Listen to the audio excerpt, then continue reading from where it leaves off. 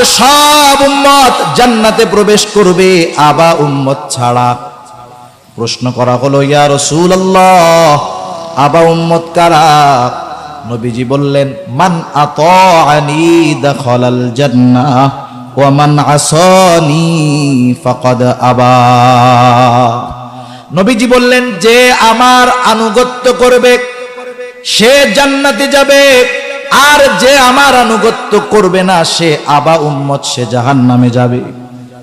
অনুসরণ, আনুগত্য মানে হলো অনুসরণ করা, নবীজিকে অনুকরণ করা, অনুসরণ করা।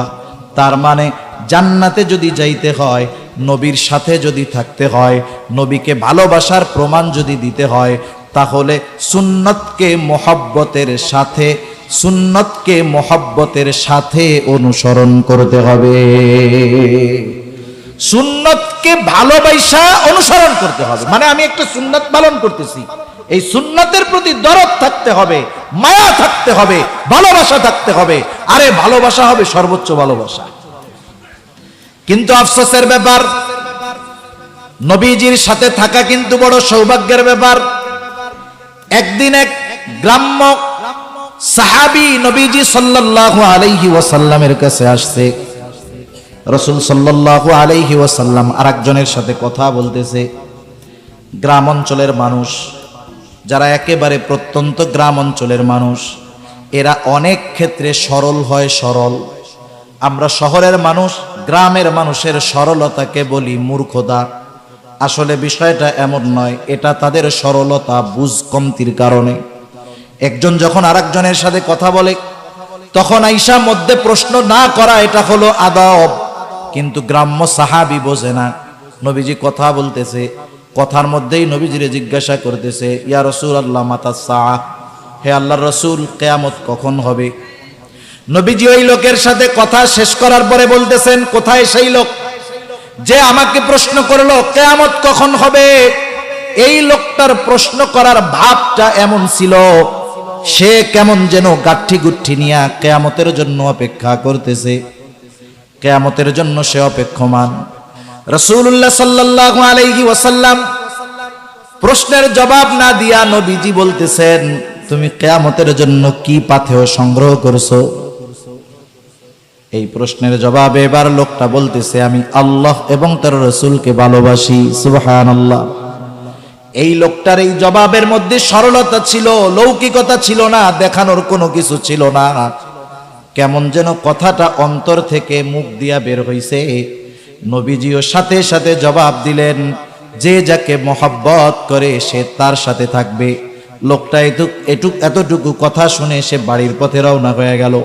হযরত আনাস রাদিয়াল্লাহু তাআলা আনহু বলেন, নবীজির জবান দিয়ে এই কথা শ্রবণ করবার পর যে যাকে মহব্বত করে তার সাথে থাকবে, আমরা এতটা খুশি হয়েছিলাম যে ইসলাম গ্রহণ করার পরে আমরা এতটা খুশি কখনো হই নাই। আল্লাহ তাআলা বলেন, লাকাদ মান্নাল্লাহু আলাল মুমিনিনা ইদ বাআসা ফীহিম রাসূলাম মিন আনফুসিহিম। মুমিনদের জন্য আল্লাহ তাআলার এক বিশেষ অনুগ্রহ হলো এইটা যে আল্লাহ রাব্বুল আলামিন তাদের মধ্য থেকে তাদের জন্য একজন রাসূল প্রেরণ করেছেন। সে রাসূল কি করে? ইয়াতলু আলাইহিম আয়াতিহি ওয়া ইউযাক্কিহিম। সেই রাসূল তাদেরকে তাদের সামনে আয়াত সমূহ তিলাওয়াত করে, ওয়া ইউযাক্কিহিম, তাদেরকে পরিশুদ্ধ করে, তাদের আত্মশুদ্ধি করে, ওয়া ইউআল্লিমুহুমুল কিতাবা ওয়াল হিকমা, তাদেরকে কিতাব এবং হিকমতের শিক্ষা দেয়। ওই রাসূল এই চার জিনিস শিক্ষা দেওয়ার মাধ্যমে তাদের কি কল্যাণ হয়, তাদের কি উপকার হয়।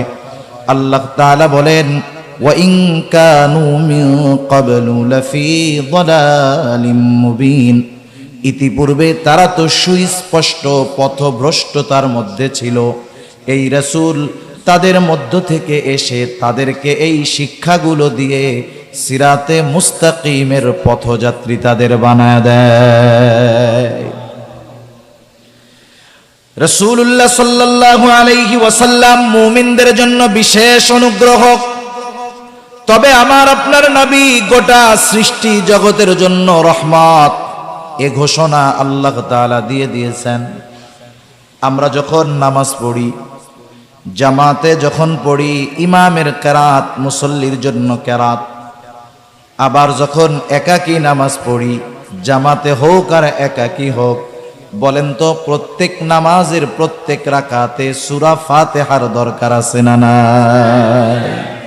আছে। সেটা জামাতে হোক তখন ইমাম পড়বে, একাকী যখন কেউ পড়বে সে নিজেই পড়বে। সূরা ফাতিহার শুরুতেই আমরা বলি আলহামদুলিল্লাহি রাব্বিল আলামিন, সকল প্রশংসা আল্লাহর জন্য। কে? আল্লাহ। নিজের পরিচয় আরেকটু ব্যাখ্যা কইরা আল্লাহ তাআলাই বলেন আল্লাহ হলেন রব্বুল আলামিন, জগৎ সমূহের প্রতিপালক। আলম এক বচন, আলামিন বহু বচন। তার মানে এই পৃথিবী এটা একটা জগৎ, এটা আরো অগণিত জগৎ আছে। সব জগতের রব, প্রতিপালক যিনি, তিনি কে? আল্লাহ জগৎ সমূহের প্রতিপালক। যত সৃষ্টি আছে সব সৃষ্টির রব, প্রতিপালক আল্লাহ। আল্লাহ রব্বুল আলামিন, তিনি রব্বুল আলামিন। আর আমার আপনার নবীর ব্যাপারে আল্লাহ তাআলা ঘোষণা করতেছেন ওয়ামা আরসালনাকা ইল্লা রাহমাতাল লিল আলামিন। আমার আপনার নবীর ব্যাপারে আল্লাহ তাআলার ঘোষণা যে আমি আপনাকে জগৎ সমূহের জন্য রহমত হিসাবে প্রেরণ করেছি। সুবহানাল্লাহ। আল্লাহ হলেন জগৎ সমূহের রব, আমার আপনার নবী হলেন জগৎ সমূহের জন্য রহমত। আল্লাহ হলেন রব্বুল আলামিন, আমার আপনার নবী হলেন রহমাতুল লিল আলামিন। আস্তে সুবহানাল্লাহ বলেন, আরো আস্তে বলেন না সুবহানাল্লাহ। নাকি আপনারা বাস দেখতেছেন তাকায় তাকায়? নবী হলেন রহমাতুল লিল আলামিন। এর দ্বারা কি বুঝলেন? আমরা কি বুঝলাম? নবী রহমাতুল লিল আলামিন কি বুঝলাম? আল্লাহ তাআলা রব্বুল আলামিন, আমার আপনার নবী রহমাতুল লিল আলামিন। এর দ্বারা কি বোঝা গেল? মনে করেন আপনাদের এলাকার একজন মাননীয় এমপি মহোদয় আছে না নাই? বলেন তো প্রত্যেকটা এমপির ক্ষমতা পাওয়ার কতটুক? গোটা দেশে না তার আসনের মধ্যে? এই এলাকার এমপি আর এক এলাকায় গিয়া পাওয়ার দেখাইতে পারবে না। তার ক্ষমতার, তার সম্মানের একটা লিমিটেশন আছে। বাংলাদেশের প্রধানমন্ত্রী যিনি, তারও একটা লিমিটেশন আছে। তার পাওয়ার চলবে তার দেশের মধ্যে। আমেরিকার প্রেসিডেন্টের পাওয়ার চলবে তার দেশের মধ্যে। এক কথায় প্রত্যেকটা রাষ্ট্রপ্রধানের একটা এরিয়া আছে। আল্লাহ তাআলা অতীতে আমার আপনার নবীর আগে যত নবী প্রেরণ করেছেন, প্রত্যেকটা নবীর একটা এরিয়া আছে। আল্লাহ রাব্বুল আলামিন অনেক সময় কোনো বিশেষ গোত্রের জন্য, বিশেষ এলাকার জন্য আল্লাহ তাআলা এক একজনকে নবী করে পাঠিয়েছেন আমার আপনার নবীজির আগে। আবার দেখেন কোন নবী নির্দিষ্ট বংশের জন্য, গোত্রের জন্য। ইহুদিদের দাবি মূসা আলাইহিস সালাম শুধু ইহুদিদের নবী। নাসারাদের দাবি ঈসা আলাইহিস সালাম শুধু তাদের নবী। কিন্তু আমার আপনার নবীজির নবুয়াত, আমার আপনার নবীজির নবুয়াতের বিস্তৃতি নির্দিষ্ট কোন এরিয়ায় আল্লাহ তাআলা দেন নাই। বরং আল্লাহ তাআলা কোরআনুল কারীমে ওই ঘোষণা দেওয়ার মাধ্যমে জানায় দিলেন আমার হাবিব, আমার রবুবিয়তের বিস্তৃতি যত দূর, আমি আল্লাহ আপনার নবুয়তের বিস্তৃতি তত দূর দিয়ে দিলাম। এজন্য কবি অনেক সুন্দর কথা বলেন। কবি বলেন রবুবিয়ত খুদা কি হ্যায় জাহাঁ তাক, নবুয়তি মুস্তাফা কি হ্যায় ওহা তাক। সেজন্য আমার আপনার নবীকে আল্লাহ তাআলা নিজের রবুবিয়তের বিস্তৃতি যত দূর পর্যন্ত রেখেছেন, আমার আপনার নবীজিকে আল্লাহ তাআলা তত দূর পর্যন্ত রহমত হিসাবে ঘোষণা করছে। সুবহানাল্লাহ। এটা কি চিন্তা করার মতো বিষয়? এটা কি আমাদের মতো ক্ষুদ্র জ্ঞানে বোঝার মতো বিষয়? যে ফেরেশতাদের জন্য রহমত, সব নবীর জন্য রহমত, সকল সৃষ্টির জন্য আমার আপনার নবী রহমত। সুবহান। অমুসলিমদের জন্য রহমত, নবীজির দুশমন যারা নবীজি তাদের জন্য রহমত। আবু জেহেল একদিন দোয়া করতেছে, আল্লাহ তাআলার কাছে ফরিয়াদ করতেছে, যখন আল্লাহ তাআলার আমার আপনার নবীর কাছে কোরআন নাজিল করলেন, আবু জেহেলদেরকে যখন নবী কোরআন তিলাওয়াত করে শোনায়, আবু জেহেল আল্লাহ তাআলার কাছে দোয়া করে, বলে আল্লাহ, এই কোরআন যদি সত্যি আপনি নাজিল কইরা থাকেন, তাইলে আপনি আমাদের উপরে পাথর বর্ষণ করেন। দোয়া করছে কি, কোরআন যদি সত্যি আপনি নাজিল করেন, তাইলে আমার উপরে, আমাদের উপরে আপনি পাথর বর্ষণ করেন। পাথর বর্ষণ যদি হয়, এটা রহমত হবে না আযাব হবে? আযাব হবে। আবু জেহেল দোয়া করতেছে, আল্লাহ তাআলার কাছে দোয়া করতেছে। আবু জেহেল, উতবা, সাইবা এরা আল্লাহ তাআলাকে অবিশ্বাস করতো না, বিশ্বাস করতো। কিছু বিষয়ে তাদের বিশ্বাস এতটা দৃঢ় যে আমাদেরও ওই পরিমাণ বিশ্বাস নাই। আল্লাহ রাব্বুল আলামিন তাদের বিশ্বাসের ব্যাপারে, যে তারা আল্লাহ তাআলাকে বিশ্বাস করে, তাদের বিশ্বাসের ব্যাপারে আল্লাহ তাআলা কোরআনুল কারীমের মধ্যে এক জায়গায় বলেন, ওয়ালা ইন সাআলতাহুম মান খালাকাস সামাওয়াতি ওয়াল আরদ। আপনি যদি তাদেরকে জিজ্ঞাসা করেন, অর্থাৎ মক্কার মুশরিকদেরকে যদি জিজ্ঞাসা করেন, মান খালাকাস সামাওয়াতি ওয়াল আরদ, আসমান এবং জমিনের স্রষ্টা কে, কে আসমান জমিন বানায়াছে, তারা তাদের দেব দেবীদের কথা বলবে না। এই প্রশ্নের জবাবে মক্কার মুশরিকেরা কি জবাব দিবে? আল্লাহ তাআলা নিজেই সেই জবাব দিয়ে বলেন, লা ইয়াকুলুন্নাল্লাহ। দুইটা তাকিদ যোগ করে আল্লাহ তাআলা বলেন, মক্কার মুশরিকেরা আপনার এই প্রশ্নের জবাবে বলবে, অবশ্যই অবশ্যই আসমান জমিনের স্রষ্টা হলেন আল্লাহ। শুধু তাই না, আপনি যদি মক্কার মুশরিকদেরকে জিজ্ঞাসা করেন, ওয়ালা ইন সাআলতাহুম মান নাযালা মিনাস সামাই মা ফাআহইয়া বিহিল আরদা বা'দা মাউতিহা, আপনি যদি তাদের জিজ্ঞাসা করেন কে আসমান হতে পানি বর্ষণ করে, শুধু তাই না, ওই বর্ষিত পানির দ্বারা শুকনো ফেটে চৌচির ফসল উৎপাদনের অনুপযুক্ত জমিনটাকে ওই পানির দ্বারা কে ফসল উৎপাদনের উপযুক্ত করে তোলে, তারা তাদের দেবদেবীদের কথা বলবে না। তারা কি বলবে? আল্লাহ তাআলাই জবাব দিয়ে বলেন, লা ইয়াকুলুন্নাল্লাহ। অবশ্যই অবশ্যই তারা বলবে, আসমান হতে বৃষ্টি বর্ষণ করেন আল্লাহ, বর্ষিত পানির দ্বারা মৃত জমিনকে জীবিত করেন আল্লাহ। আল্লাহ তাআলা এক জায়গায় বলেন, আপনি যদি তাদের জিজ্ঞাসা করেন তাদেরকে কে সৃষ্টি করেছে, নাস্তিকদের মতো তারা বলবে না আমরা এমনেই প্রস্তুত হয়েছি, তৈয়ার হয়ে গেছি, আমরা এমনেই তৈরি হয়েছি, এমনেই আমাদের সৃষ্টি হয়েছে। তারা এ কথা বলবে না। কি বলবে তারা? আল্লাহ তাআলা বলেন, লা ইয়াকুলুন্নাল্লাহ ওয়ালা ইন সাআলতাহুম মান খালাকাহুম।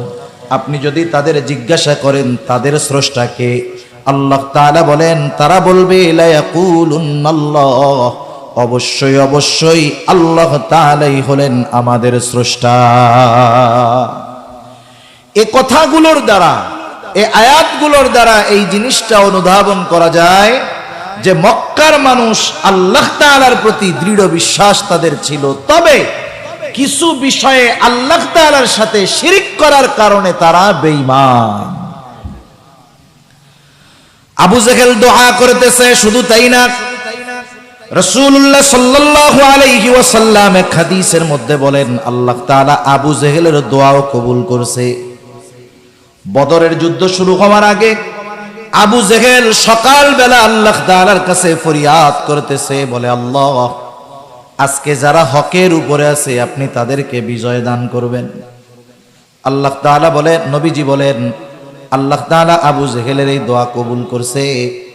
এই দোয়া কবুল হওয়ার কারণেই যারা হকের উপরে ছিল আল্লাহ তাআলা তাদেরকে বিজয় দান করেছে। ওই আবু জেহেল দোয়া করতেছে যে আল্লাহ, কোরআন যদি সত্যি আপনি নাজিল করে থাকেন তাহলে আপনি আমাদের উপরে পাথর মারেন। তার মানে ওর উপরে গজব আসলে ও বুঝবে কোরআন আসলে আল্লাহর কালাম। মানুষ যখন বিরোধিতা করতে করতে এমন একটা অবস্থায় চলে যায় যে কোন বিরোধিতা তার জন্য কল্যাণকর ও নিজেও সেটা বোঝে না। আবু জেহেল যখন এই ফরিয়াদ জানাইছে আল্লাহ তাআলার কাছে, নবীজির সামনে আইসা বলতেছে, আর আল্লাহ তাআলা আবু জেহেলের এই দোয়ার জবাব দিছেন। কি জবাব দিছেন? আমার আপনার নবীর মাধ্যমে বলতেছেন, শোনেন, ও তো পাথর মারতে বলে যদি কোরআন সত্য হয়। আবু জেহেল তো বলতেছে পাথর মারার কথা, আর আল্লাহ তাআলা বলেন, হাবিব আপনি শুনে নেন, ওয়ামা কানাল্লাহু লিয়ুআযিবাহুম ওয়া আনতা ফীহিম, আপনি যতক্ষণ তাদের মধ্যে আছেন আমি তাদের উপরে কোনো আযাব দিব না। এইরকম অবাধ্যতা করেও অতীতের উম্মত যখন অবাধ্য হইতো, একটা লিমিট ক্রস করত, তাদের উপরে আল্লাহ তাআলার আযাব নগদে নেমে আসতো। কিন্তু আবু জেহেল, উতবা, সাইবা এরাও আমার আপনার নবী রহমত হওয়ার কারণে, দুনিয়ার জমিনে রহমাতুল লিল আলামিন থাকার কারণে আল্লাহ তাআলার শাস্তি থেকে এরা বাইচা গেছে। আমরা হলাম এমন নবীর উম্মত, এটা আমাদের জন্য আল্লাহ তাআলার পক্ষ থেকে বড় নেয়ামত, বড় সৌভাগ্যের ব্যাপার। তিনি তো এমন এক নবী, উম্মতের প্রতি তার দরদ, তার মহব্বত, ভালোবাসা সর্বোচ্চ ছিল। প্রত্যেক নবী তার উম্মতদেরকে ভালোবাসে, কিন্তু অন্যান্য নবীর তুলনায় আমার আপনার নবীর ভালোবাসা আমাদের জন্য অনেক গুণ বেশি ছিল। আব্দুল্লাহ ইবনে আমর ইবনুল আস রাদিয়াল্লাহু তাআলা আনহু, ওনার থেকে বর্ণিত হাদিস। একদিন সবাই বসে আছে এক মজলিসের মধ্যে। আব্দুল্লাহ ইবনে আমর ইবনুল আস রাদিয়াল্লাহু তাআলা আনহু বলেন, আন্নান নবী সাল্লাল্লাহু আলাইহি ওয়াসাল্লাম তালাক মা নাযালা ফি ইব্রাহিম আলাইহিস সালাম। রাসূলুল্লাহ সাল্লাল্লাহু আলাইহি ওয়াসাল্লাম তিলাওয়াত করলেন, কোরআন থেকে তিলাওয়াত করলেন। কি তিলাওয়াত করলেন? যা আল্লাহ তাআলা ইব্রাহিম আলাইহিস সালামের ব্যাপারে নাজিল করেছেন। কি নাজিল করেছেন আল্লাহ তাআলা কোরআনে? ইব্রাহিম আলাইহিস সালামের ব্যাপারে পবিত্র কোরআনুল কারীমের সূরা ইব্রাহিম 13 নম্বর পারা। হযরত ইব্রাহিম আলাইহিস সালাম তার গুনাহগার উম্মতের জন্য আল্লাহ তাআলার কাছে দোয়া করতেছে। দোয়া বলতেছে, রব্বি ইন্নাহুন্না আযলালনা কাসীরাম মিনান নাস ফামান তাবিআনি ফাইন্নাহু মিন্নি ওয়া মান আসানি ফাইন্নাকা গফুরুর রহিম। ইব্রাহিম আলাইহিস সালাম বলতেছে, আমার রব, ইন্নাহুন্না আযলালনা কাসীরাম মিনান নাস, এই প্রতিমাগুলো, এই মূর্তিগুলা অধিকাংশ মানুষকে পথচ্যুত করে ফেলছে, পথভ্রষ্ট করে ফেলছে। ফামান তাবিআনি ফাইন্নাহু মিন্নি, যারা আমার আনুগত্য করলো তারা তো আমার দলভুক্ত। ওয়া মান আসানি, যারা আমার আনুগত্য করলো না তারা তো আমার দলভুক্ত নয়, তারা তো পাপী, তারা গুনাহগার।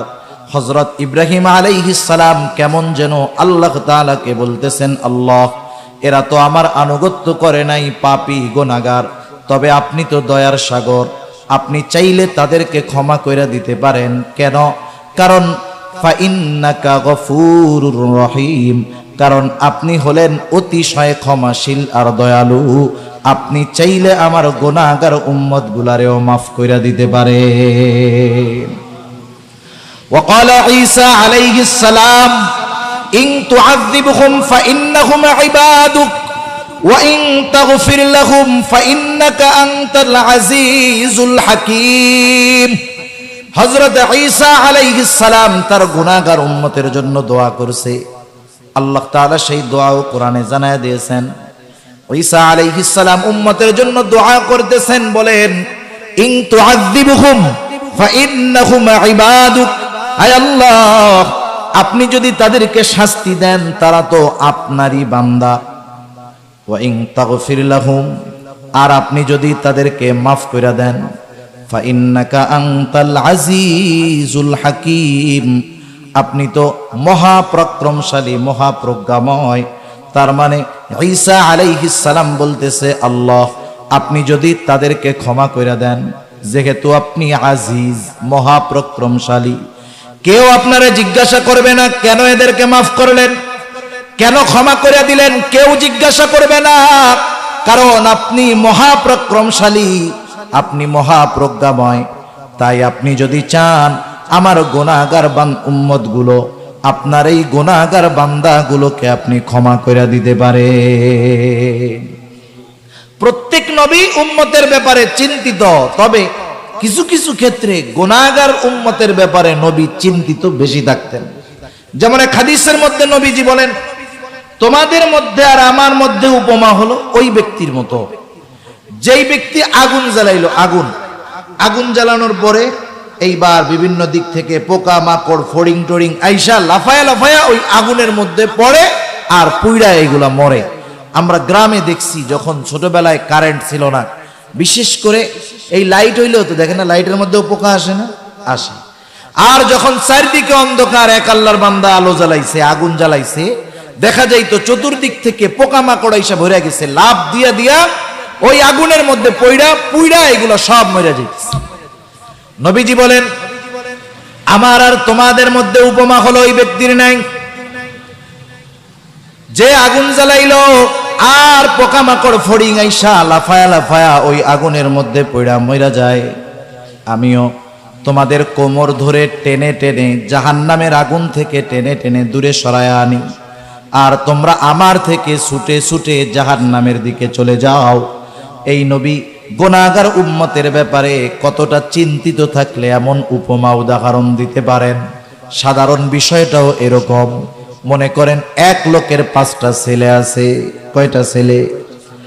5টা ছেলের মধ্যে 4টা ছেলে খুব ভদ্র, দিনদার, মুত্তাকি, পরহেজগার, নামাজ কালাম পড়ে, গুনাহ করে না, ভালো মানুষ। কিন্তু 5 নম্বর ছেলেটা বড় দুষ্টু, নামাজ কালামের কাছে যায় না, রাস্তাঘাটে মানুষের সাথে মারামারি করে, মাথা মুথা ফাটায় ফেলায়। বলেন তো মা বাবা ওই 4 সন্তান যারা ভদ্র, মুত্তাকি, পরহেজগার, ওই 4টার জন্য বেশি দোয়া করে নাকি খারাপটার লাইগা বেশি দোয়া করে? আল্লাহ তাআলার কাছে ওই খারাপটার ব্যাপারে বেশি দোয়া করে, ওইটার ব্যাপারে বেশি চিন্তিত থাকে। অনেক সময় আফসোস কইরা বলে, আহারে আমার বাকি 4টা সন্তান কত ভালো, এই সন্তানটাও যদি ভালো হইতো মইরাও শান্তি পাইতাম। এই জন্য নবীরা গুনাহগার উম্মতের ব্যাপারেও চিন্তিত থাকতেন বেশি।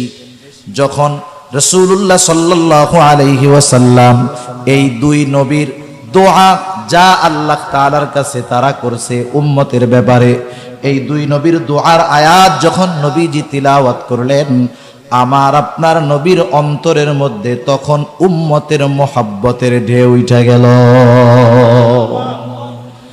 এবার নবীজি সাল্লাল্লাহু আলাইহি ওয়াসাল্লাম 2 হাত উঁচু করলেন, ফারাফা ইয়াদাইহি, নবীজি 2 হাত উঁচু করে আল্লাহর কাছে দোয়া করা শুরু করলেন। নবীজি বলতেছেন, আল্লাহুম্মা উম্মতি উম্মতি, আল্লাহ আমার উম্মতের কি হবে, আমার উম্মতের কি হবে।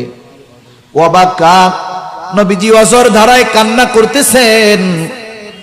আল্লাহ তাআলা সব কিছু জানেন, সব কিছু দেখেন, নবীজি কেন কান্না করেন আল্লাহ তাআলা জানেন কি জানেন না? এরপরেও কিছু বিষয় আছে জানার পরেও মুখ দিয়া শুনতে মনে চায়। আমরা দুনিয়ায় কত অসুবিধায় থাকি, কষ্টে থাকি, আশেপাশের মানুষ না বুঝলেও বুঝেন কে, জানেন কে।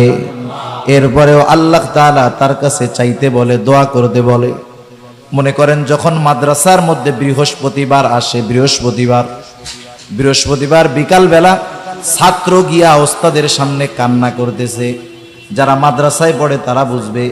বলেন তো ছাত্র বৃহস্পতিবার বিকাল বেলায় ওস্তাদের সামনে বৈশা বৈশা যদি কান্না করে, কি জন্য কান্না করে ওস্তাদের বুঝতে বাকি আছে নাকি?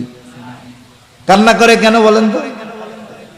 এই আপনারাও বুঝছেন, আর হুজুরে বুঝবো না এটা হইতে পারে, বুঝে এরপরেও কি কয় কান্দোস কে? ও যদি কথা না বলে, বলে কেন কান্দোস, ক নাইলে কিন্তু কাজ হবে না। ওস্তাদ চায় যে ছাত্র মুখ দিয়া বলুক হুজুর আমি বাড়িতে যাবো, আমারে ছুটি দেন। এটা একটা মোহাব্বতের নিদর্শন। সব কিছু দেখার পরে জানার পরেও তার মুখ দিয়ে শুনতে চাওয়া, এটা একটা ভালোবাসার নিদর্শন। আল্লাহ তাআলা সব কিছু দেখেন, জানেন। এরপরেও জিবরাইল আলাইহিস সালামকে বলতেছে, ও জিবরাইল যাও, আমার নবী মুহাম্মদ সাল্লাল্লাহু আলাইহি ওয়াসাল্লাম কেন কান্না করে? জিবরাইল আলাইহিস সালাম আইসা হাজির, বলে ইয়া রাসূলুল্লাহ, আল্লাহ তাআলা সব কিছু জানেন, সব কিছু শোনেন, এরপরেও তিনি জানতে চান কেন আপনি কান্না করেন।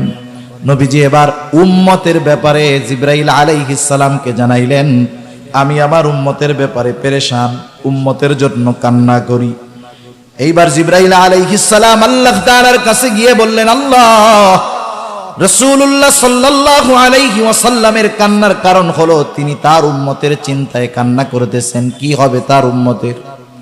আল্লাহ তাআলা বললেন, জিবরাইল তুমি যাও, আমার নবী মুহাম্মদকে তুমি জানায় দাও, আমি অচিরেই তাকে তার উম্মতের ব্যাপারে সন্তুষ্ট করব, তাকে অসন্তুষ্ট করব না।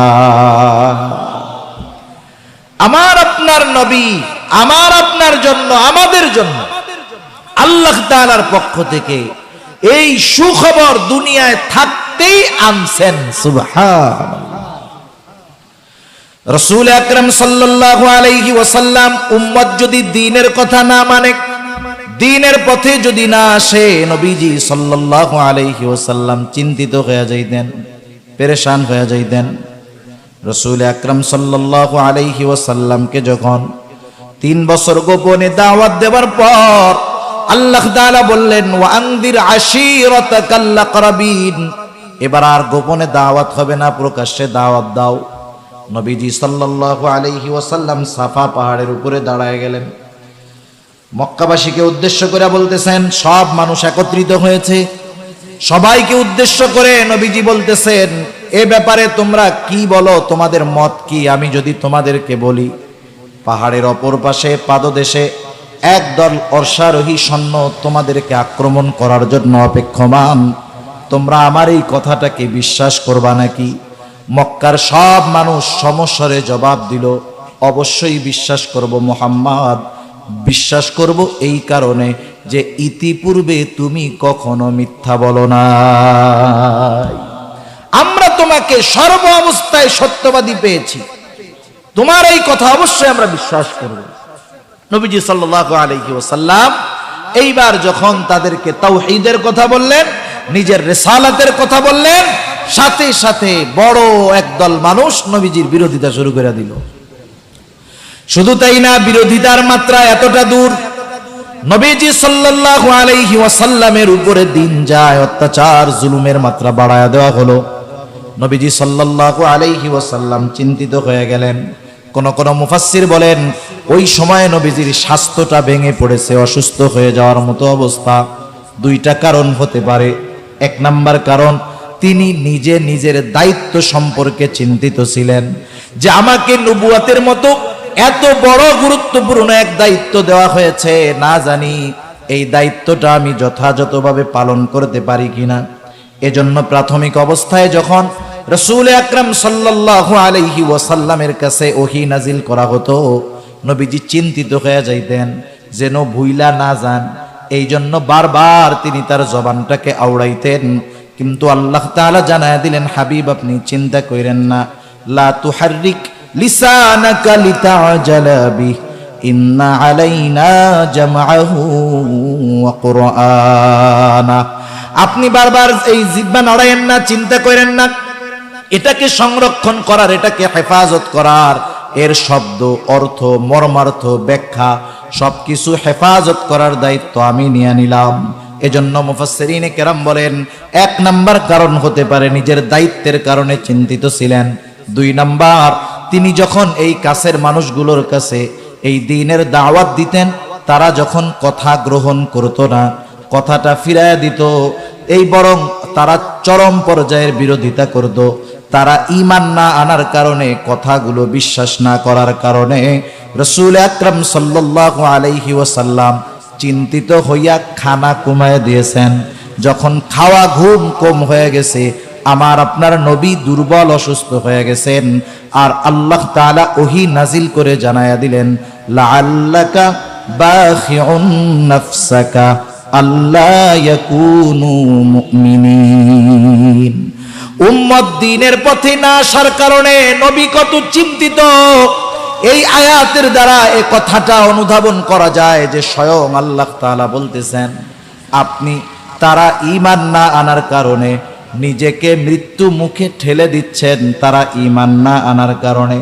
তাহলে উম্মত যদি দ্বীনের পথে না আসে, দ্বীনের কথা না মানে, তাহলে নবী কতটা চিন্তিত হন এই আয়াতের দ্বারা বোঝা যায় কি যায় না? এটা মুহাব্বতের কারণে হয়। কারো সন্তান যদি খারাপ হয়ে যায়, কথা না শোনে, লাইনচ্যুত হয়ে যায়, ওই ঘরের মধ্যে মা বাবার শান্তি থাকে না, টেনশনে খাওয়া দাওয়া চলে যায়, অসুস্থ হয়ে যায় মা বাপ, ঠিক কিনা বলেন? কেন? মুহাব্বতের কারণে। উম্মতকে ভালোবাসার কারণে উম্মত যখন দিন থেকে লাইনচ্যুত হয়ে যায়, নবীজি সাল্লাল্লাহু আলাইহি ওয়াসাল্লাম চিন্তিত হয়ে যান। এটা উম্মতের প্রতি দরদ, ভালোবাসার কারণে।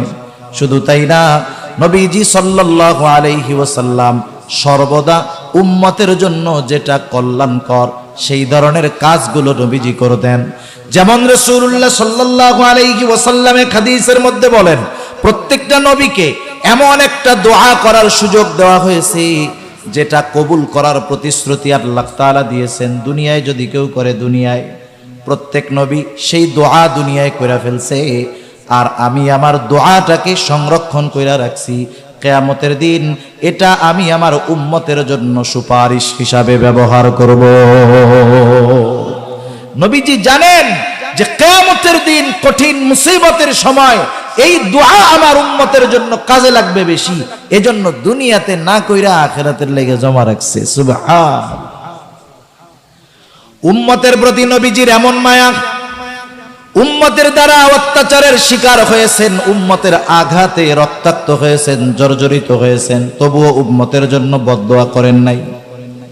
নবীজি সাল্লাল্লাহু আলাইহি ওয়াসাল্লাম যখন মক্কা থেকে, কাফেররা কথা মানে না, নবীজি সাল্লাল্লাহু আলাইহি ওয়াসাল্লাম তায়েফ চলে গেলেন। তায়েফে যাবার পরে নবীজি সাল্লাল্লাহু আলাইহি ওয়াসাল্লাম যখন মানুষকে দাওয়াত দিলেন, নবীজি বলতেছেন, কুলু লা ইলাহা ইল্লাল্লাহ তুফলিহু, তোমরা বলো লা ইলাহা ইল্লাল্লাহ, সফল হয়ে যাইবা। কাফেররা একদল মানুষকে নবীজির পিছনে লাগায়া দিল, বলে এটা পাগল, পাথর মার। এবার দলে দলে নবীজির গায়ে আঘাত করা শুরু করলো পাথর দিয়া। নবীজির গা বেয়ে বেয়ে রক্ত পড়তেছে। হযরত যায়েদ রাদিয়াল্লাহু তাআলা আনহু ঠেকাইতে পারেন না, এতজন আঘাত করতেছে। যায়েদ রাদিয়াল্লাহু তাআলা আনহু কিছু করতে পারতেছেন না। নবীজি পড়ে যাইতেন, উঠতেন, আবার ওই একই কথা বলতেন। পাথরের আঘাত এত বেশি পরিমাণ ছিল। একদিন আয়েশা সিদ্দিকা রাদিয়াল্লাহু তাআলা আনহা বলতেছে, ইয়া রাসূলুল্লাহ, আপনার গায়ে এগুলো কিসের দাগ? দেখবেন যাদের বসন্ত একটু বেশি হয়, ফক্স একটু বেশি হয়, গায়ের মধ্যে ছোট ছোট গর্ত হয়ে যায়, এটা আর মিটে না, গর্ত থাইকা যায়।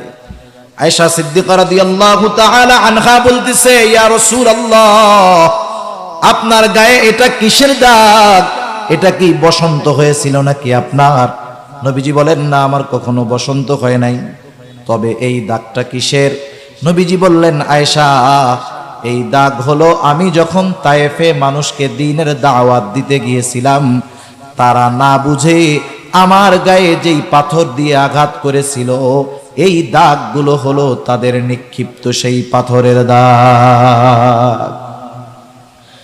রাসূল আকরাম সাল্লাল্লাহু আলাইহি ওয়াসাল্লামের উপরে এত পরিমাণ আঘাত করেছে তারা, নবীজির গা দিয়ে রক্ত পড়তে পড়তে রক্ত পায়ের জুতার মধ্যে চলে গেছে, রক্ত শুকায়া পার সাথে জুতাটা আটকে গেছে। সারাদিন ক্লান্ত শ্রান্ত দেহ নিয়া রাসূল আকরাম সাল্লাল্লাহু আলাইহি ওয়াসাল্লাম শহরের এক প্রান্তে গিয়ে একটু বিশ্রাম নিচ্ছেন। জিবরাইল আলাইহিস সালাতু ওয়াস সালাম আসলেন, আয়েশা বলতেছে, ইয়া রাসূলুল্লাহ, এই কওম আপনার সাথে কেমন আচরণ করেছে, আপনার রব, আপনার মালিক সব কিছু শুনছে।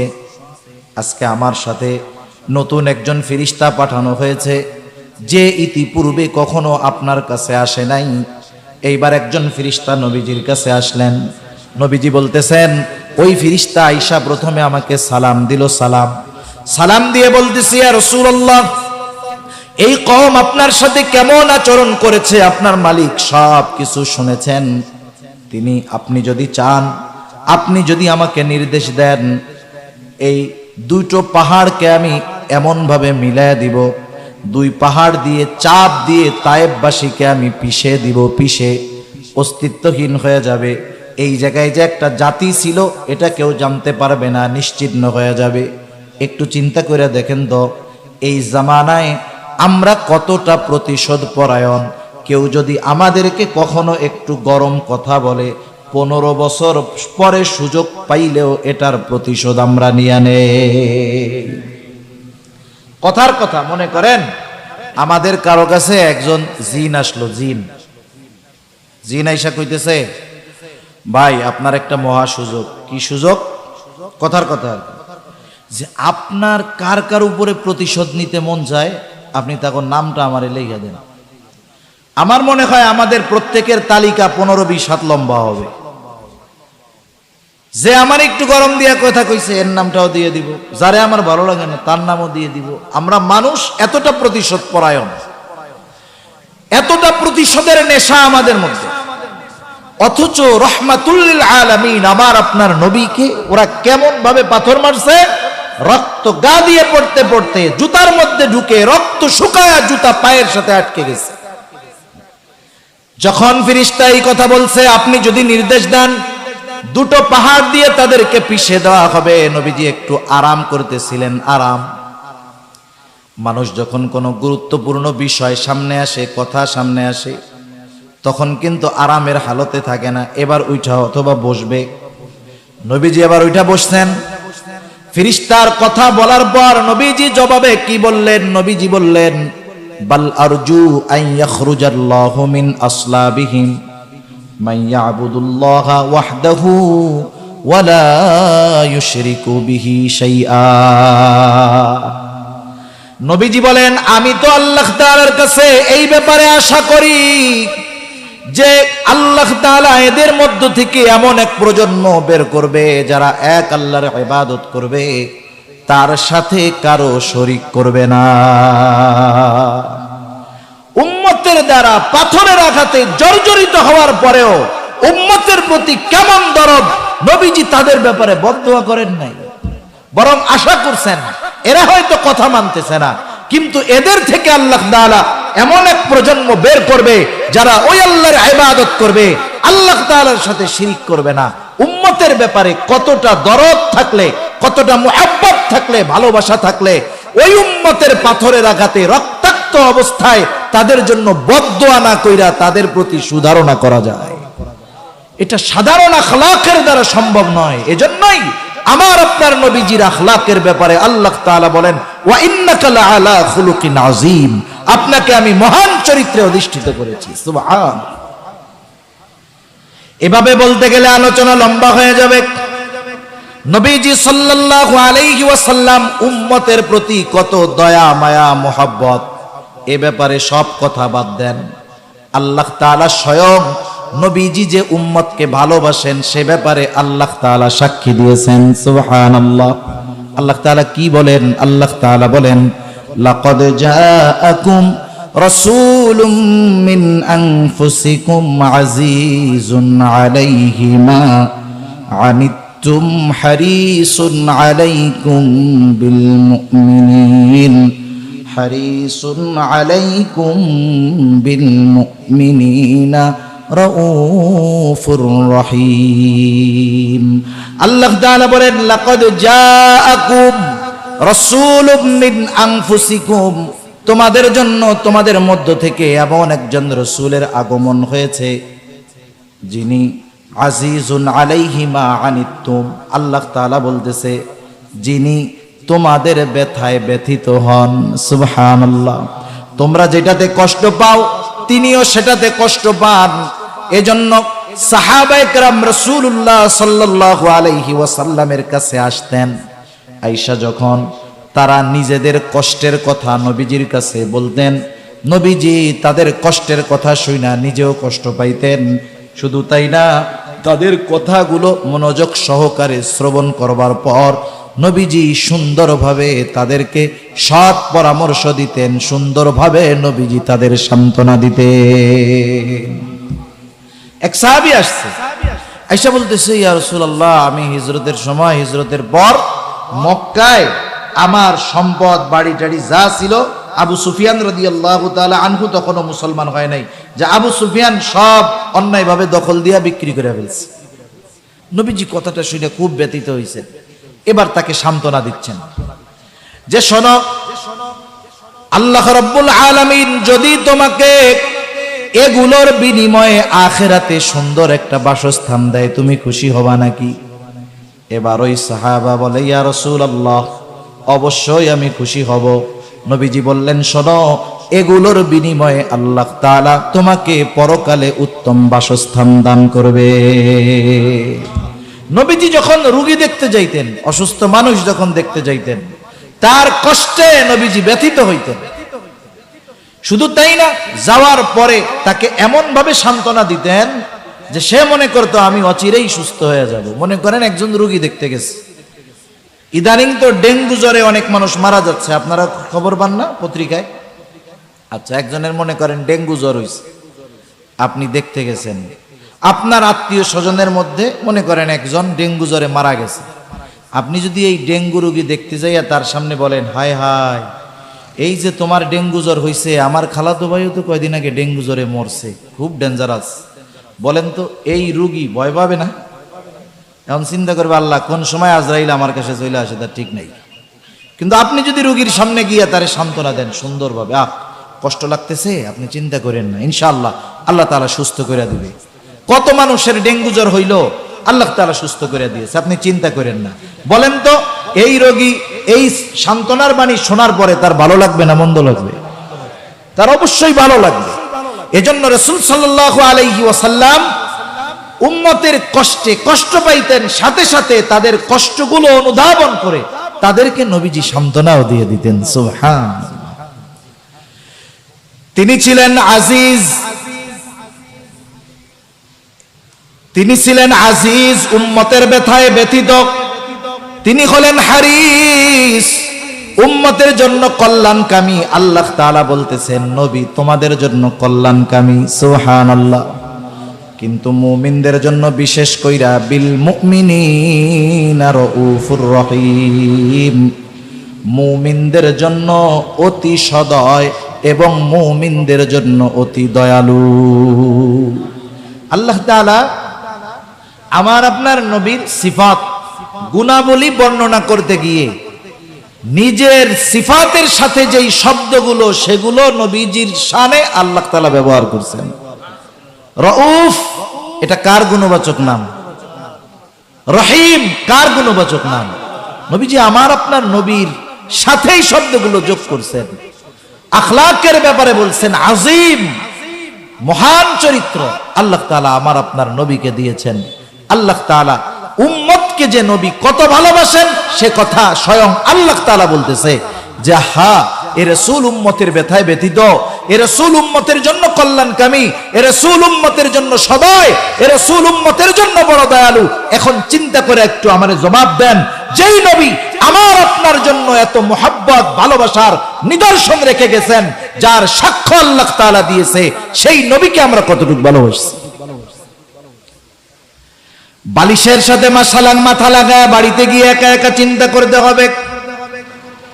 কিছু ভালোবাসা আছে সম্পর্কজনিত ভালোবাসা, সেই ভালোবাসা কিছু কিছু সময় ত্যাগ করা ওয়াজিব হয়ে যায়। মনে করেন ভাইয়ের সাথে ভাইয়ের মোহব্বত ভালোবাসা আছে না নাই? এটা সম্পর্কের ভালোবাসা। ভাই যদি নবী বিদ্বেষী হয়, ইসলাম বিদ্বেষী হয়, আল্লাহ বিদ্বেষী হয়, বলেন তো ওই ভাইয়ের সাথে ভালোবাসা রাখার কোনো সুযোগ আছে নাকি? সম্পর্কের ভালোবাসা কখনো কখনো ওই ভালোবাসা ত্যাগ করে তার ব্যাপারে বিদ্বেষ অন্তরে রাখাটা ওয়াজিব হয়ে যায়। কিন্তু নবীজির প্রতি ভালোবাসা এমন এক বিষয় যেটা কমাবার কোনো সুযোগ নাই, বরং এ ভালোবাসা শুধু সম্পর্কজনিত ভালোবাসা নয়, এই ভালোবাসার সাথে আমাদের ঈমানের সম্পর্ক। এজন্য রাসূলুল্লাহ সাল্লাল্লাহু আলাইহি ওয়াসাল্লাম বলেন, লা ইউমিনু আহাদুকুম হাত্তা আকুনা আহাব্বা ইলাইহি মিন ওয়ালিদিহি ওয়া ওয়ালাদিহি ওয়ান নাসি আজমাইন।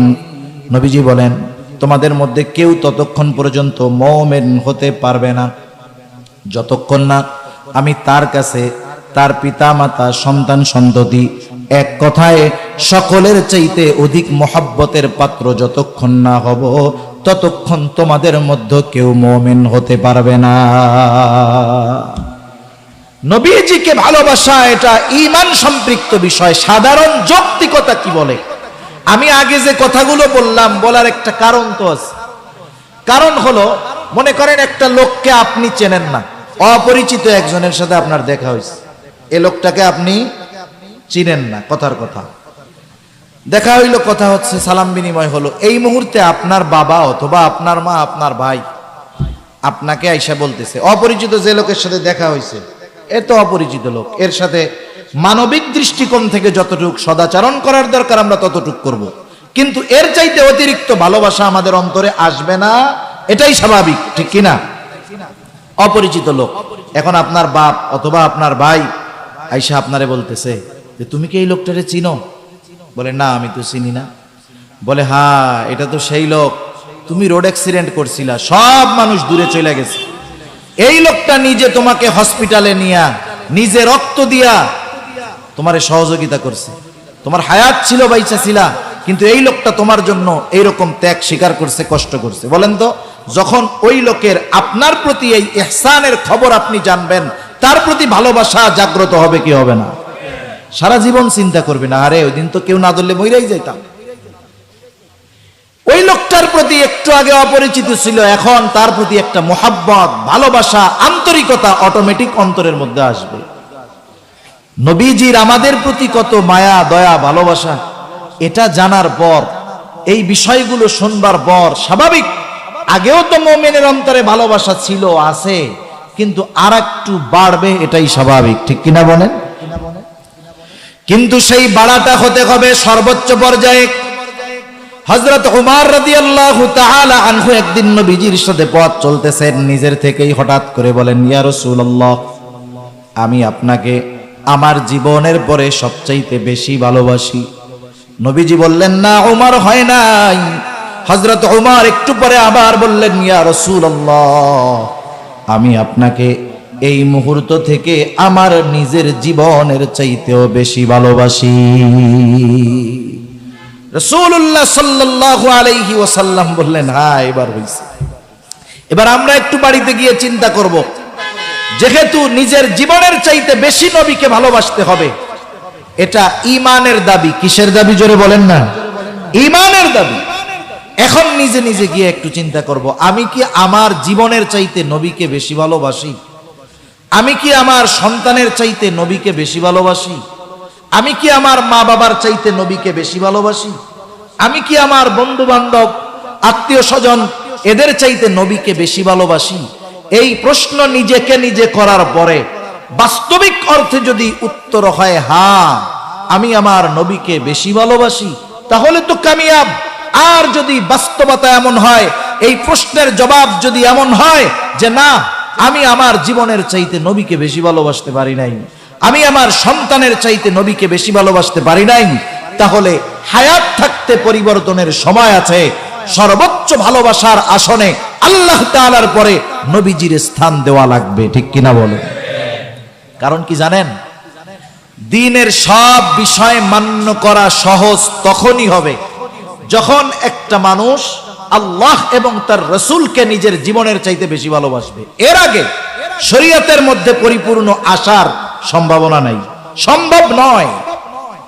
কারণ আল্লাহর হুকুম মানতে গেলে আল্লাহকে সবচাইতে বেশি ভালোবাসতে হবে, নবীর আদর্শ মানতে হলে নবীজিকে সবচাইতে বেশি ভালোবাসতে হবে। আমি যদি আমার জীবনের চাইতে আল্লাহ এবং রসুলকে সবচাইতে বেশি ভালো না বাসতে পারি, তাহলে আমার দ্বারা শরীয়তের ভিতরে পূর্ণাঙ্গভাবে প্রবেশ করা অসম্ভব। আমি যদি উপমা দেই, উদাহরণ দেই, অনেক উদাহরণ দেওয়া যাবে। রাসূল আকরাম সাল্লাল্লাহু আলাইহি ওয়াসাল্লামকে মুহাব্বত করা ঈমানের দাবি, নিজের জীবনের চাইতে বেশি ভালোবাসতে হবে। এখন কথা হলো, ভালোটা বাসবো কেমনে? যারা নবীর সামনে ছিল সাহাবায়ে কেরাম, এরা নবীজিকে ভালোবাসার উপমা উদাহরণ আমাদের সামনে রাখা গেছে, আমরা সেগুলো পড়ি।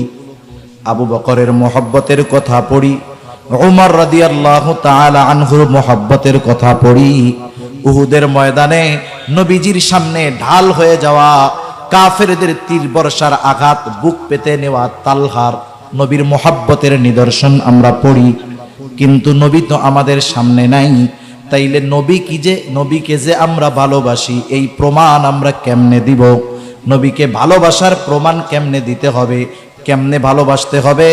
চিন্তার কোনো কারণ নাই, দুনিয়ার কোনো মানুষের থেকে ফর্মুলা নেওয়া লাগবে না। নবীকে ভালোবাসার পদ্ধতি নবী নিজে জানায়া দিয়েছে। যে আমাকে যদি ভালোবাসো এর প্রমাণ কি? নবীজি বলেন, মান আহাব্বা সুন্নতি ফাকাদ আহাব্বানি ওয়া মান আহাব্বানি কানা মাই ফিল জান্নাহ। নবীজি বলেন, যে আমার সুন্নাতকে ভালোবাসলো সে আমি নবীকে ভালোবাসলো, আর আমি নবীকে যে ভালোবাসলো সে আমি নবীর সাথে জান্নাতে থাকবে। নবীর সাথে আমরা কারা থাকতে চাই? একটু হাত উঁচা করি তো। নারায়ে তাকবীর, নারায়ে তাকবীর, মাশাআল্লাহ। হাত নামান। নবীর সাথে থাকতে হইলে তো আগে জান্নাতে যাইতে হইব। জান্নাতে না গেলে কি নবীর সাথে থাকা যাইব? এখন নবী বলছে কারা জান্নাতে যাবে আর কারা যাবে না। নবীজি আর এক হাদিসের মধ্যে বলেন, কুল্লু উম্মতি ইয়াদখুলুনাল জান্নাতা ইল্লা মান আবা। আমার সব উম্মত জান্নাতে প্রবেশ করবে, আবা উম্মত ছাড়া। প্রশ্ন করা হলো, ইয়া রাসূলুল্লাহ, আবা উম্মত কারা? নবীজি বললেন, মান আতাআনি দাখালাল জান্নাহ ওয়া মান আসানি ফাকাদ আবা। নবীজি বললেন, যে আমার আনুগত্য করবে সে জান্নাতে যাবে, আর যে আমার আনুগত্য করবে না সে আবা উম্মত, সে জাহান্নামে যাবে। অনুসরণ, আনুগত্য মানে হলো অনুসরণ করা, নবীজিকে অনুকরণ করা, অনুসরণ করা। তার মানে জান্নাতে যদি যাইতে হয়, নবীর সাথে যদি থাকতে হয়, নবীকে ভালোবাসার প্রমাণ যদি দিতে হয়, তাহলে সুন্নতকে মোহাব্বতের সাথে অনুসরণ করতে হবে। সুন্নতকে ভালোবাসা অনুসরণ করতে হবে, মানে আমি একটা সুন্নত পালন করতেছি, এই সুন্নতের প্রতি দরদ থাকতে হবে, মায়া থাকতে হবে, ভালোবাসা থাকতে হবে। আরে ভালোবাসা হবে সর্বোচ্চ ভালোবাসা। কিন্তু আফসোসের ব্যাপার, নবীজির সাথে থাকা কিন্তু বড় সৌভাগ্যের ব্যাপার। একদিন এক গ্রাম্য সাহাবী নবীজি সাল্লাল্লাহু আলাইহি ওয়াসাল্লামের কাছে আসছে। রাসূল সাল্লাল্লাহু আলাইহি ওয়াসাল্লাম আরেকজনের সাথে কথা বলতেছে। গ্রাম অঞ্চলের মানুষ, যারা একেবারে প্রত্যন্ত গ্রাম অঞ্চলের মানুষ, এরা অনেক ক্ষেত্রে সরল হয়, সরল। আমরা শহরের মানুষ, গ্রামের মানুষের সরলতাকে বলি মূর্খতা।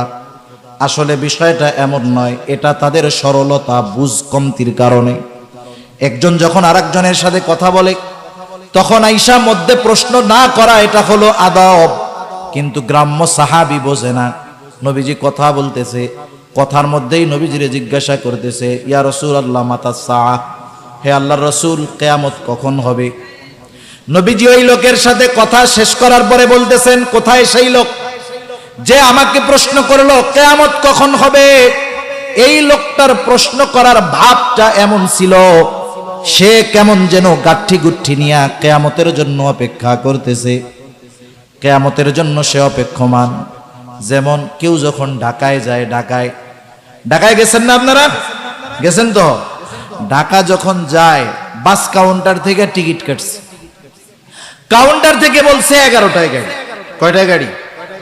11টা। এখন বাইজে গেছে 11:30। আপনি যাওয়ার জন্য তো রেডি নাকি? টিকিট তো কাটছেন, এখন কাউন্টার মাস্টারে গিয়া কি বলবেন? আরে ভাই গাড়ি কখন আসবে? কি বলবেন? যে এই বলার দ্বারা কি বোঝা যাচ্ছে? যে আপনি যাওয়ার জন্য এতটাই প্রস্তুত, গাড়ি না আসার কারণে আপনার আরো ঝামেলা হইতেছে। ওই গ্রাম্য সাহাবীর বলার ভাবটা এরকম, উনি কিয়ামতের লাইগা এতই প্রস্তুত, কিয়ামত আসতে কেমন জানি ওনার দেরি দেরি মনে হইতেছে। প্রশ্ন করছে এইভাবে আর কি, ভাবটা এরকম। কিছু কিছু সময় কিছু কিছু প্রশ্ন করার পরে ওই প্রশ্নের জবাব দেওয়ার আগে তার প্রশ্নের ভাবে আরেকটা প্রশ্ন তাকে করার জন্য এমনি জেহেনে চলে আসে। যেমন একদিন আল্লাহর বান্দা মারা গেছেন করোনার সময়, আমাদের ঢাকার বড় একজন আলেম আব্দুল্লাহ বিক্রমপুরী রহমতুল্লাহ আলাইহি, খুব বড় একজন আলেম। এক লোক বাহির থেকে খুব আকারে হুজুরের সাথে দেখা করবে, যে হুজুরের সাথে দেখা করতেই হবে, খুব জটিল প্রশ্ন। এখন ওই লোক এত গুরুত্ব দেখা নবী ওই হুজুরি বলতেছে ওরে ভেতরে আসতে দাও। অনেক ওলামায়ে কেরাম ও হুজুরের কাছে আসছে। আইসা হুজুর একটা প্রশ্ন ছিল। কি প্রশ্ন? বলছে হুজুর রাসূল সাল্লাল্লাহু আলাইহি ওয়াসাল্লামের শ্বশুর শাশুড়িগুলোর নাম একটু গন্ধ। এখন কোন এই প্রশ্নের জবাব কি কি বলবে? হুজুর এবার প্রশ্ন করছে, তোর প্রশ্নের জবাব দিব, তুই আগে আমার একটু দোয়ায় কুনুতটা শোনা। প্রশ্নের জবাব, প্রশ্নের ভাবে অনেক সময় জবাব না দিয়া নতুন প্রশ্ন আসে। যে হুজুর বলছে এই তোর প্রশ্নের জবাবের আগে তুই বল দোয়ায় কুনুতটা আমারে শোনা। এইবার ও একেবারে এক দৌড়ে দরজা দিয়ে বের হয়ে চলে গেছে। তা কিছু প্রশ্ন করার পরে ওই প্রশ্নের জবাব দেওয়ার আগে ওই প্রশ্নকারীর ভাব এবং ভঙ্গিমার কারণে নতুন প্রশ্ন উদ্রেক হয়। রাসূলুল্লাহ সাল্লাল্লাহু আলাইহি ওয়াসাল্লাম প্রশ্নের জবাব না দিয়া নবীজি বলতেছেন, তুমি কিয়ামতের জন্য কি পাথেয় সংগ্রহ করছো? এই প্রশ্নের জবাবে এবার লোকটা বলতেছে, আমি আল্লাহ এবং তার রাসূলকে ভালোবাসি। সুবহানাল্লাহ। এই লোকটার এই জবাবের মধ্যে সরলতা ছিল, লৌকিকতা ছিল না, দেখানোর কোনো কিছু ছিল না। কেমন যেন কথাটা অন্তর থেকে মুখ দিয়া বের হইছে। নবীজিও সাথে সাথে জবাব দিলেন, যে যাকে মহব্বত করে সে তার সাথে থাকবে। লোকটা এতটুকু কথা শুনে সে বাড়ির পথে রওনা হয়ে গেল। হযরত আনাস রাদিয়াল্লাহু তাআলা আনহু বলেন, নবীজির জবান দিয়ে এই কথা শ্রবণ করবার পর যে যাকে মহব্বত করে তার সাথে থাকবে, আমরা এতটা খুশি হয়েছিলাম যে ইসলাম গ্রহণ করার পরে আমরা এতটা খুশি কখনো হই নাই। হযরত আনাস রাদিয়াল্লাহু তাআলা আনহু বলেন, আমি আল্লাহকে ভালোবাসি, তার রাসূলকে ভালোবাসি, আমি আবু বকর ওমর রাদিয়াল্লাহু তাআলা আনহুমাকে ভালোবাসি। যদিও তাদের মতো আমল করতে পারি নাই, তবে আমি আশা রাখি তাদের সাথে জান্নাতে আমি একত্রে থাকব। এমন সৌভাগ্যবান হওয়ার জন্য সবার ইচ্ছা আছে না? আছে। দেখেন মানুষ মানুষের সাথে থাকার জন্য কত কিছু করে দুনিয়ায়। শাইখুল ইসলাম শাহ আহমদ শফি রহমাতুল্লাহ আলাইহি, উনি একবার টেকনাফ যাবেন। টেকনাফ হেফাজতে ইসলামের ওই সময়গুলোতে টেকনাফ শহরে যাবেন। ওলামায়ে কেরামের আয়োজন, বিশাল আয়োজন হয়েছে। এখন এই আয়োজন দেখে এক লোক বলতেছে, হুজুর এত বড় আয়োজন কেন? বলে আল্লামা আহমদ শফি রহমাতুল্লাহ আলাইহি আসবে এজন্য। তা লোকটা বলতেছে, আপনাদের এই আয়োজনে খরচ হবে কত? 14-15 লক্ষ টাকা সব মিলায় খরচ হবে। অনেক ওলামায়ে কেরাম মানুষের আগমন ঘটবে, মেহমানদারি সব মিলায় 13-14 লক্ষ টাকা খরচ হবে। এখন লোকটা বলতেছে যে শোনেন, যত খরচ হবে আরো বেশি হয়, সব খরচ আমি দিয়ে দিব, কিন্তু একটা শর্ত আছে। কি শর্ত? বলে আমাকে একটু হুজুরের পাশে বসার সুযোগ করে দিতে হবে, হুজুরের সাথে একটু খানা খাওয়ার ব্যবস্থা করে দিতে হবে, এরপরে হুজুরের হাতটা একটু ধরার ব্যবস্থা করে দিতে হবে। ওনারাও চিন্তা করছে এইরকম পার্টি যদি পাওয়া যায় তো হুজুরের পাশে একটু বসাইতে, হুজুরের সাথে একটু খানা খাওয়াইতে অসুবিধাটা কোথায়? এখন উনি সব কিছুর অ্যারেঞ্জমেন্ট করছে। বাস্তব ঘটনা হলো, হুজুর তো তখন শারীরিক অবস্থা কোন সময় কেমন হয়, হুজুর যাইতে পারেন নাই। ওনাদের কি অবস্থা হয়েছে সেগুলা থাক, কিন্তু আমি যেটা বোঝানোর জন্য বললাম যে একটা মানুষ এ দুনিয়ার একজন আলেম, একজন আহলুল্লাহর সোহবত পাওয়ার জন্য, পাশে বসার জন্য, সাথে একটু খাওয়ার জন্য 20 লক্ষ টাকা খরচ করাকে কোনো পরোয়া করে না। কিন্তু আফসোস, নবীজির সাথে জান্নাতে থাকার সুযোগ আমাদের আছে, সুন্নতের উপরে চলার মাধ্যমে আমরা সেটা করতে রাজি নাই। 1 টাকাও খরচ হবে না, নবীজির সাথে থাকার ব্যবস্থা হইব, কিন্তু আমরা এটা করতে রাজি নাই। আবার আমরা নবীরে খুব ভালোবাসি। একটু চিন্তা করে নিজের কাছে নিজে প্রশ্ন করেন, নবীজি বললেন সুন্নতকে মহব্বত করো, আমার অনুসরণ করো, তাইলে জান্নাতে যাবা, আমার সাথে থাকবা, নাইলে যতই লাফাও কাজ হবে না। সেজন্য সুন্নতকে মহব্বত করতে হবে। আমি উদাহরণ দেওয়ার জন্য বলি, কাউকে কষ্ট দেওয়ার জন্য নয়, ক্ষমা চাই। মনে করেন অনেক মানুষ আছে, যখন বিশ্বকাপ ফুটবল খেলা আসে, দেখবেন যে কিছু মুরগি চোরা রাস্তায় বের হয়। মুরগি চোরা আমাদের গ্রাম অঞ্চলে দেখছি, যখন কেউ মুরগি চুরি টুরি করে ধরা খাইতো আগে, এই চোররে শাস্তি দেওয়ার আগে মাথার চুল অর্ধেক কাটতো, টাক বানাইতো অর্ধেক টাক। এরপরে ওরে গোটা গ্রামে জুতার মালা গলায় দিয়ে ঘুরাইয়া বুঝাইতো যে এটা হলো মুরগি চোর, এর থেকে কিন্তু তোমরা সাবধান। হ্যাঁ, আর এই বিশ্বকাপ ফুটবল খেলা এইসব আসলে একটু বেশি দেখা যায়। দেখবেন এই জায়গা দিয়ে চুল আছে, এই পাশ দিয়ে একটাও নেই, আছে না এরকম? মধ্যে আছে, এই জায়গা দিয়ে একটাও নেই। আবার আছে দেখবেন এই জায়গা দিয়ে খানিক টাক, বাকি জায়গায় সব জায়গায় চুল আছে। এগুলো হলো ডিজিটাল মুরগি কাটিং, মুরগি চোরা কাটিং আর কি। আচ্ছা দেখেন, মনে করেন এক ছেলে এরকম অর্ধেক টাক হয়ে রাস্তা দিয়ে হাঁটতেছে, আপনি যদি তারে বলেন এই তুই মুরগি চোরা কাটিং দিলি কেন, ও আপনারে কি বলবে? চাচা মুরগি চোরা কাটিং বললেন না, জানেন এটা কার চুলের কাটিং? কার? এটা বিশ্ববিখ্যাত প্লেয়ার নেইমারের চুলের কাটিং। এখন বলেন তো ওর কথার দ্বারা আপনি কি বুঝলেন? আপনি যেটারে মুরগি চোরা কাটিং মনে করতেছেন, ওই কাটিং এ চুল কাইটা সে কি লজ্জিত না গর্বিত? গর্বিত, গর্বিত যে আমি বিশ্ববিখ্যাত একজন প্লেয়ারের স্টাইলে চুল কাটছি। আচ্ছা দেখেন, দাড়ি রাখাটা স্টাইল কার? দাড়ি রাখা কার স্টাইল? মুহাম্মাদুর রাসূলুল্লাহ সাল্লাল্লাহু আলাইহি ওয়াসাল্লামের। অনেক তরুণ আছে, যুবক আছে, স্কুলে পড়ে, কলেজে পড়ে, যদি বলি যুবক নামাজ কালাম পড়ো, দাড়িটা রাখো, বলে হুজুর।